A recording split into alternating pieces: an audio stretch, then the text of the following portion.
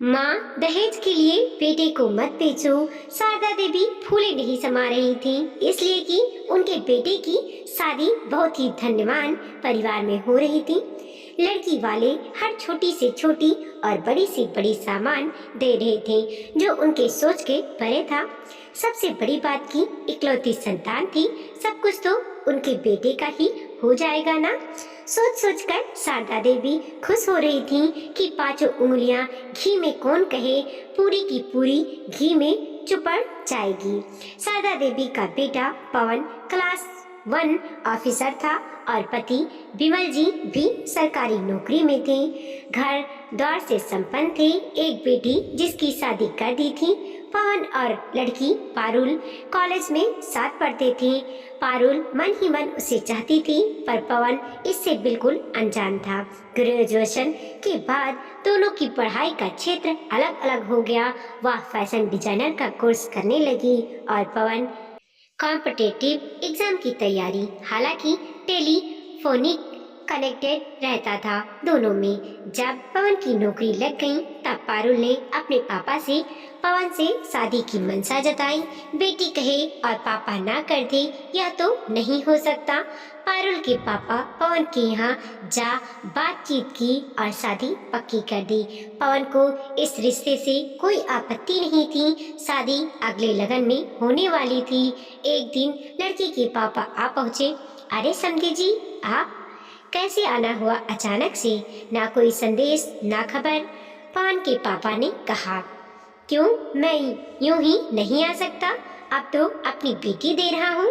नहीं नहीं, ऐसी कोई बात नहीं है, पवन के पापा ने कहा। अचानक से समधी साहब के आने से शारदा देवी घबरा गईं। इनका स्वागत करें तो कैसे करें? बता के जो नहीं आए थे, बता के आती तो शायद कुछ अच्छे से स्वागत करती। खैर, अपने हिसाब से जो बन पड़ा, खातिरदारी की। इधर उधर की बातें होती रहीं।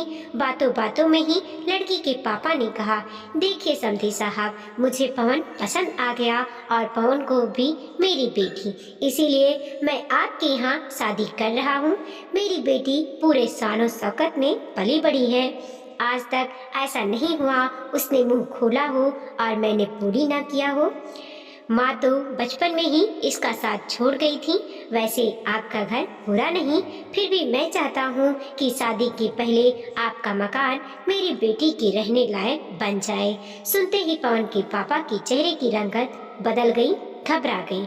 हकलाते हुए कहने लगे, मैं कैसे ये सब? लड़की के पापा ने मुस्कुराते हुए कहा, घबराने की कोई बात नहीं, मैं करूँगा सब कुछ, बस करना आपको है। ये रहे रुपए। उन्होंने रुपए से भरे बैग पवन के पापा को थमाया। शारदा देवी आंखें फाड़ फाड़ कर बैग को देख रही थी। पवन के पापा निशब्द हक्के बक्के से रह गए थे।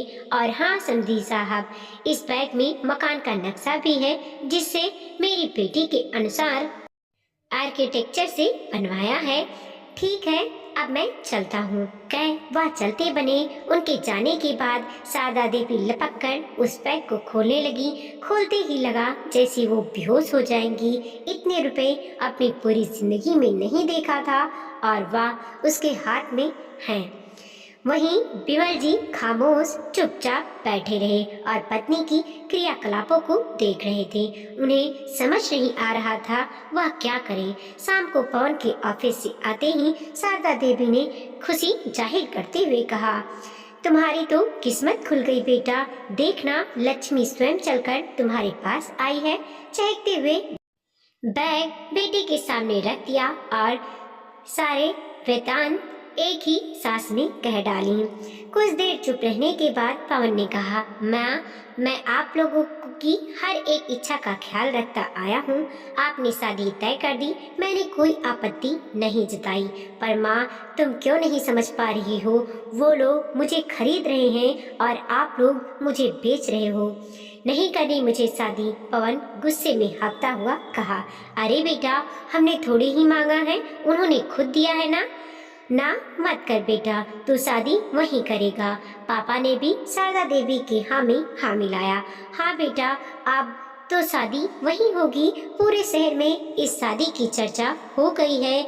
ना कहने पर हमारी तो बेइज्जती होगी ही, और तब लड़की के पापा अपनी बेइज्जती बर्दाश्त करेंगे भला? पता नहीं क्या कर बैठे। पवन बगैर कुछ बोले वहां से उठ चला गया। मकान बनकर तैयार हो गया।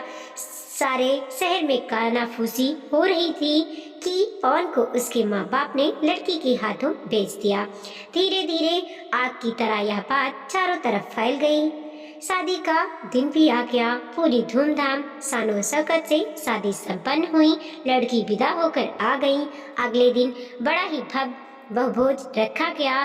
पवन की माँ उपहार में मिले गहनों से लदी इधर उधर फुदक रही थीं और अपने रिश्तेदारों और मोहल्ले की औरतों से मुस्कुराती इतलाती हुई बिना किसी के पूछे कह जाती थीं, यह सब बहू रानी के यहाँ से मुझे उपहार मिला है, सुंदर है ना?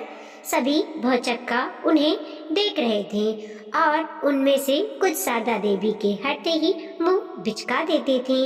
कितनी लालची है शारदा देवी। धीरे धीरे बेटे को लोभ बस गिरवी रख दिया। लोगों ने शानदार बहुभोज का जमकर लुत्फ उठाया। सारे लोगों के जाने के बाद शारदा देवी बहू के कमरे में जा बोली, बहू रानी, तुम्हें जिस किसी चीज की भी जरूरत हो बता देना, झिझक बिल्कुल मत करना। झट से बहू रानी ने कहा, जी मम्मी जी बिल्कुल। अगले सुबह पवन कमरे से बाहर आया और लॉबी में आ टीवी न्यूज देखते हुए आवाज लगाई, माँ चाय देना और हाँ नाश्ता जल्दी बना देना, मुझे आज थोड़ा पहले निकलना है। पवन तैयार हो नाश्ता कर चला गया।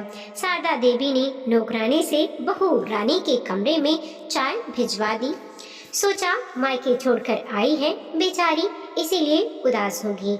जब दिन के 11 बज गए और वह कमरे से नहीं निकली तो शारदा देवी को चिंता होने लगी। बहू रानी कहते हुए कमरे में गई। देखा वह मजे से सो रही है। चाय यूं ही पड़ी है। उठो बहू रानी, यह सोने का समय है भला? बहू घड़ी की ओर देखकर बोली, अरे मम्मी जी अभी तो 11 बजे हैं, मुझे सोने दीजिए, डिस्टर्ब मत कीजिए प्लीज। शारदा देवी मुंह लटकाए बाहर आ गई। करीब 1 बजे जींस टॉप पहनकर तैयार होकर आई और शारदा देवी से कहा, मम्मी जी 2 पराठे, चिल्ली पनीर और 1 कटोरी दही भिजवा दीजिए, मैं कमरे में जा रही हूँ। शारदा देवी अंदर ही अंदर सहम गई। सोचने लगी अभी 1 दिन भी नहीं हुए और यह ऑर्डर फरमा रही है। हे भगवान आगे क्या करेगी? शाम को जब पवन आया तो कह पड़ी, पवन चलो बाहर डिनर करेंगे। नहीं किसी और दिन चलेंगे, अभी तो 2 ही दिन हुए हैं हमारी शादी के, इतनी जल्दी क्या पापा ने तुम्हें यह नहीं बताया कि मेरी हर इच्छाओं का ख्याल रखोगे? मुझे कुछ नहीं सुनना, चलना है तो चलना है। शारदा देवी ने कुछ कहना चाहा तो बीच में ही रोकते हुए उसने कहा, मम्मी जी आप हमारे बीच में मत आया करो, पता है ना मैं अपने हस्बैंड से बात कर रही हूँ, बात का बतंगड़ ना बन जाए, इसीलिए पवन अन्य मनसक उसके साथ जाने को तैयार हो गया। उनके जाने के बाद पवन के पापा ने शारदा देवी से कहा, अब मिल रही है ना तुम्हारे दिल को ठंडक? मैं और पवन नहीं चाहते थे इस रिश्ते को, लेकिन तूने ही आगे बढ़ हमारा मुंह बंद करवा दिया था। अब देखती रहो पवन को कहां कहां उड़ाए फिर रही है। पारुल आए दिन अपने मनमानी करती और करवाती। जब भी जिस चीज की इच्छा होती शारदा देवी को आवाज देती और वो बहू रानी की खिदमत में लग जाती। थक हार कर एक दिन शारदा देवी ने पवन से कहा, बेटा बहू रानी को कुछ तौर तरीके समझाया कर, बिरादरी में हमारी नाक कट रही है। माँ की बात सुन पवन का चेहरा तमतमा गया, आंखें अंगारे की तरह लाल हो गईं। क्यों समझाऊं और क्या समझाऊं माँ? तुम्हें तो लक्ष्मी चाहिए थी, बहू नहीं। कहा था ना तुमने मेरी किस्मत खुल गई। मेरी किस्मत खुली कहाँ माँ? मेरी किस्मत पर तो लक्ष्मी ने ताला लगा दिया। मैं कठपुतली बनकर रह गया माँ। जिसकी डोर तुम्हारी बहू रानी के हाथ में है और मैं उसी के अनुसार करतब दिखाने को मजबूर हूँ, क्योंकि तुमने मुझे उसके हाथों भेज दिया है।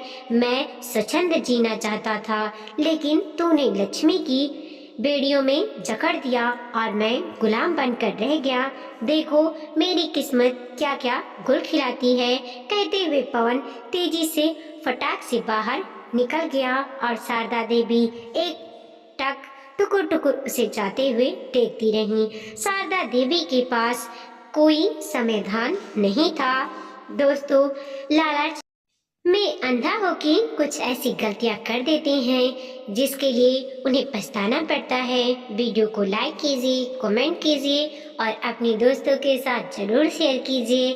चैनल पे नए हैं प्लीज सब्सक्राइब कीजिए और देखते रहिए मोटिवेशनल स्टोरी।